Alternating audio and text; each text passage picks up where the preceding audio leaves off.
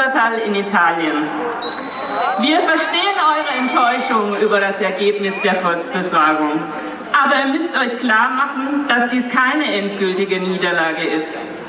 Selbst wenn die Bauarbeiten in Stuttgart weitergehen, hat eure Bewegung doch dazu beigetragen, viele Probleme dieser Gesellschaft ans Licht zu bringen, darüber nachzudenken, sie zu diskutieren, Basisdemokratie zu lernen, zu leben, auch weiterhin, anstatt dumpf den Politikern zu folgen. Und das ist ein Sieg. Ihr seid Teil einer europäischen, internationalen Bewegung geworden.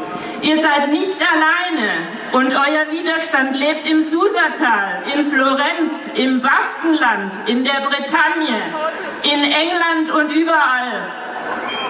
Deshalb finden am kommenden Samstag, der zum Internationalen Tag gegen unnütze Großprojekte erklärt wurde, in ganz Europa parallel, genau wie in Stuttgart, und zwar um 18 Uhr im Forum 3, Veranstaltungen zu diesem Thema statt. Nehmt daran teil. Die Politiker Europas sollen merken, dass es so nicht weitergeht. Dass wir nicht bereit dazu sind, dass wir nicht mehr mitmachen bei der Finanzspekulation und der Umweltzerstörung.